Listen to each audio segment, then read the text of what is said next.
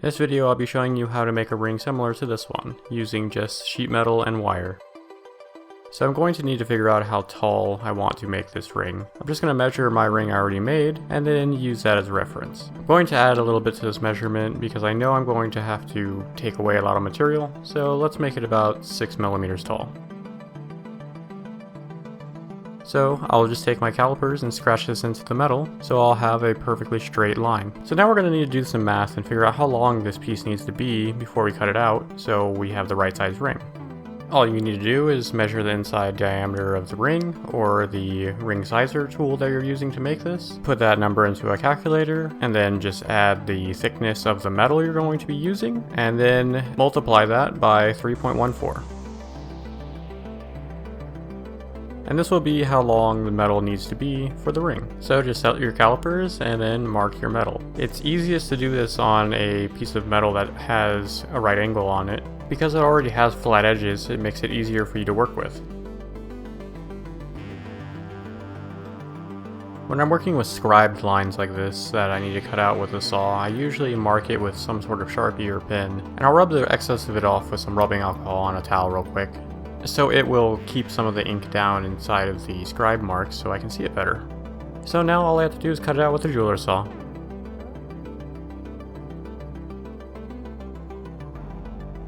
And clean any burrs up with a file. Now we just need to anneal this piece so we can start forming it into a ring.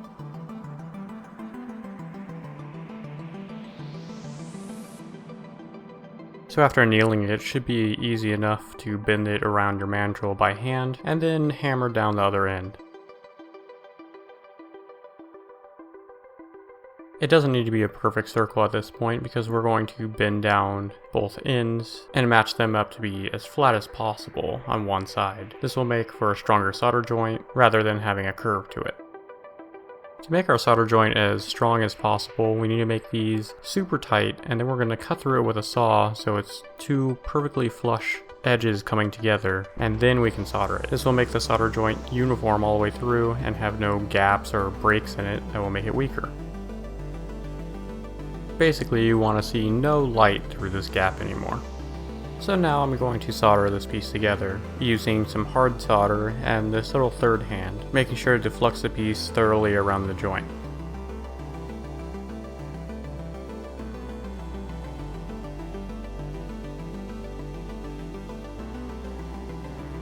After quenching it in some water, make sure to check that the solder flowed where you wanted it to and is in between the seam and there's no cracks or bubbles or missing spots. So now go ahead and put it back into your mandrel and shape it into a round ring using a rubber mallet or a rawhide hammer. This will be the base to the entire ring, so make sure to pickle it to get any fire skill off, and then we can start on our next ring that goes around this. So next up we're going to anneal some 2mm copper wire that are going to be the bands that go around the outside of our ring. If you're not really comfortable or familiar with making basic bands, I suggest watching some of my other tutorial videos that go over them in a little bit more depth than this one will. This one's basically just showing you how to put everything together and finish it. So I'll have some links in the description, and I'll have some end cards at the top of the screen right now pointing you towards those tutorials.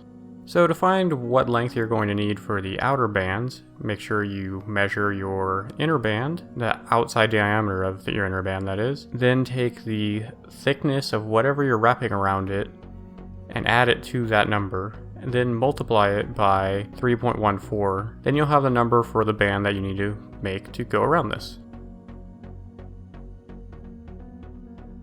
And then just take that material and cut it to length, round it around the mandrel, and then solder it like we did our first band.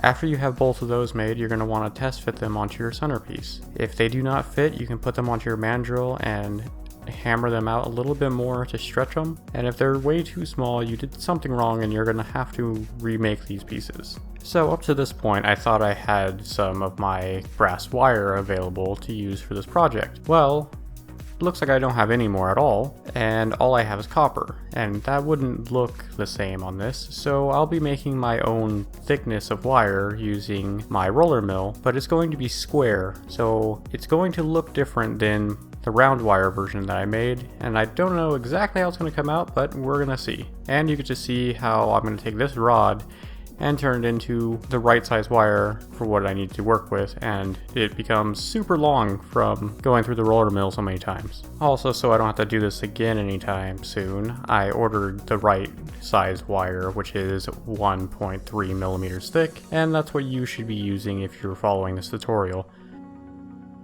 So here's the wire that I modified, and it's the right size, so we'll see if it acts the same or if it comes out completely different. So now we're going to make some twisted wire using a drill and a mini vise. You can also use a pair of pliers that have a good enough grip to hold onto this. Also, before doing this, make sure to anneal your wire to make it easier to twist. I have a whole video on how to make twisted silver rings. I'll put a link in the description and in the cards above. So here's a wire after it's been twisted. It looks like a part of it bumped up. I should be able to hammer this down and make everything uniform, so this should work perfectly fine.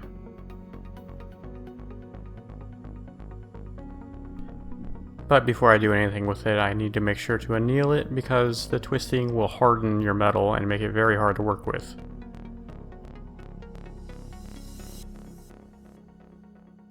So I got that all cleaned up and fixed. Now I'm going to make sure that it's going to fit between the other two bands on the outside of this ring, and it looks like it will, so I'm going to take my measurements like I did before and cut this piece just like last time and make another ring just like the other ones.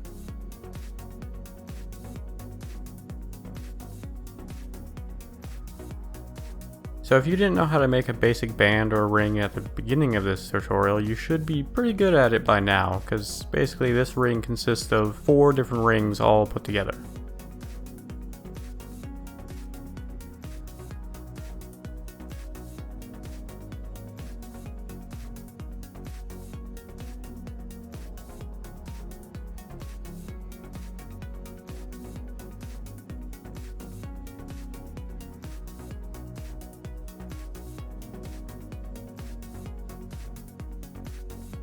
So finally we have all the pieces we need, and we can test fit everything at once. I can already see a major difference with the wire that I made. It sticks out a lot more than the other one did, so I'm going to have to grind off a lot more material, and hopefully it still leaves the nice braided pattern through it. But before we figure that out, we're going to have to sand on our pieces so they have flat edges to have solder flow through them, and everything will stick together easier. I'm going to use 220 grit sandpaper to do this, and it should take away a decent amount of material to make them flat.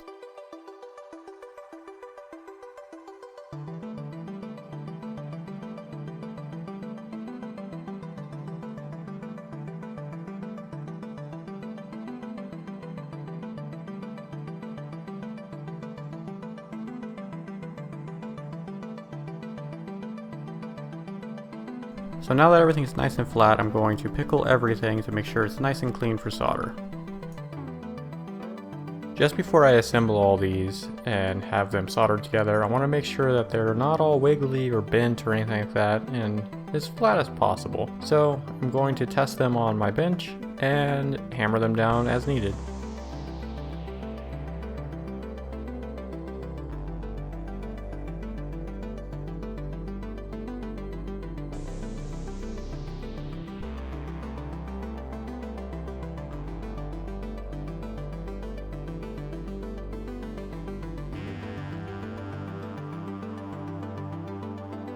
And now we're going to flux everything and assemble it with solder between each layer. I'm only going to be using 4 points on each layer to solder everything together. Also, the solder I'm going to be using is easy solder because I want it to flow as fast as possible without melting any of the other solder joints that I used hard solder on.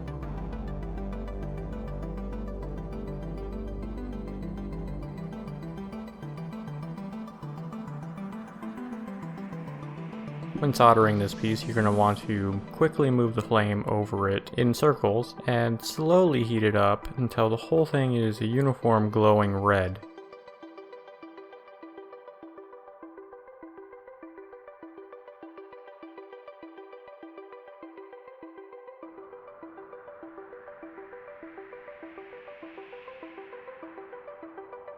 So the solder didn't flow how I wanted it to, so I'm going to have to pickle, clean, and reheat this piece again. But before I do that, I found a couple warped spots that I would like to hammer back down to make this more flush with itself.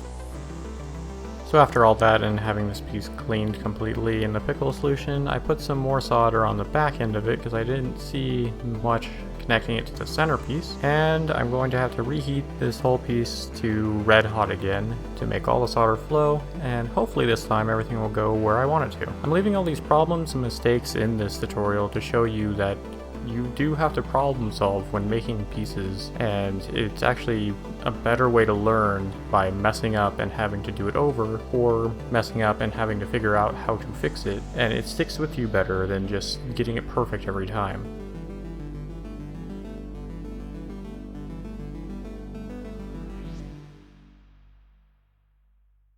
So it looks like this time around, everything flowed properly and all the problems that I had around it, the ring, are now fixed. So now all I have to do is pickle this, and then we can move on to the next step, which is going to be cutting down the metal and finishing up the piece. So comparing both of these, it looks like we're going to have a different pattern going on in the middle of this once we cut down this band, but it should come out fine. So the first part we're going to cut down is the sides. The reason why we're doing this is I want it to be flush with the center, and it's not right now, so I'm going to use a file and slowly file them flat. You can also just use a high grit sandpaper and move the ring around on it, which also would take a long time, or use a flat lap machine, which I have, but I wanted to show that you can do this with a hand file. So there we go, we got this side pretty flush, and now we move on to the other side.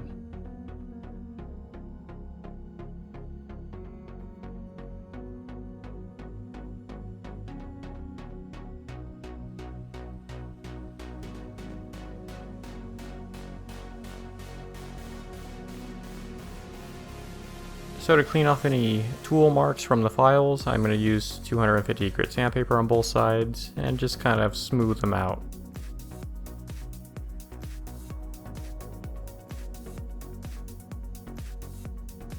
So I'm going to shave down the braided part of this so it's flush with the two side copper pieces. How I'm going to do this is use the mandrel and hammer this onto it, and then use a file in a curved motion all the way around until everything becomes flush. I did the same thing with the round wire, but it doesn't stick up as much as this one did, so you take off a lot less material and it's a lot easier to do.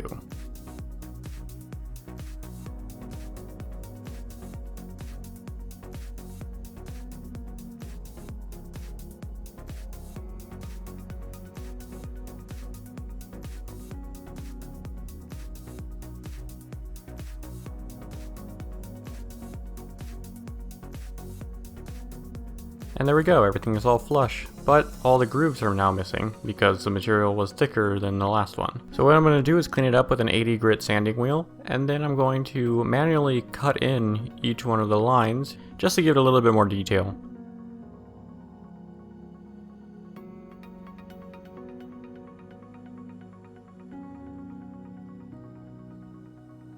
So to cut this, I'm just using a thin diamond burr tool on my flex shaft. You can also use this in a Dremel or just about any rotary tool you have. I'll make sure to leave a link in the description of where I got this set of burrs.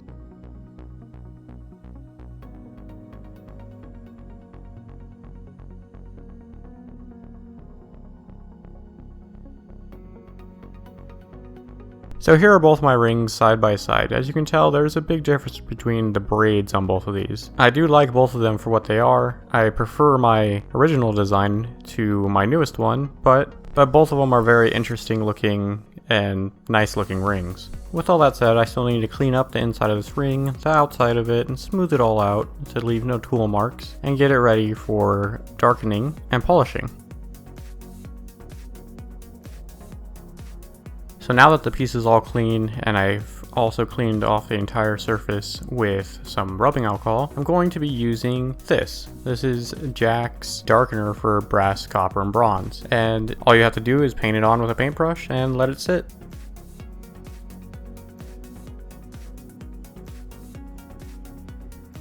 Once it's darkened to your liking, you can then wash off the remaining chemical with some soapy water and then dry it off.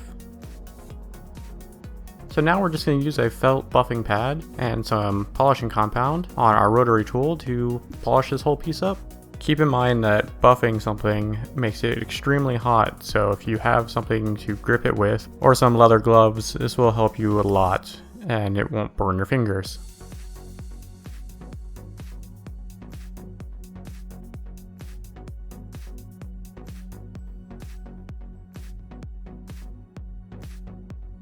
So here are both rings completely finished and side by side. As you can tell, they have a different look to both of them, but like I said, I like how both of them look. They also both fit and have no sharp edges and are pretty comfortable on my hand.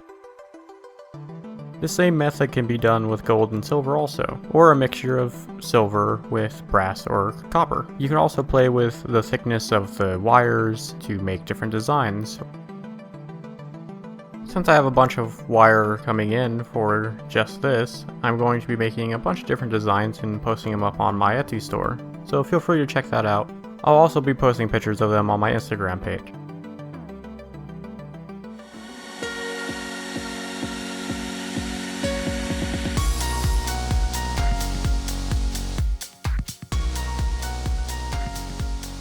So thank you for watching my video, and I hope it helped you learn how to make rings similar to these. If you have any questions or anything, feel free to message me or leave a comment below. At the time of recording this, I'm almost at 4,000 subscribers. I would like to thank everyone for subscribing to my channel, and I'm happy that I'm able to help so many of you. Well, I guess I'll see you guys in the next video. Bye.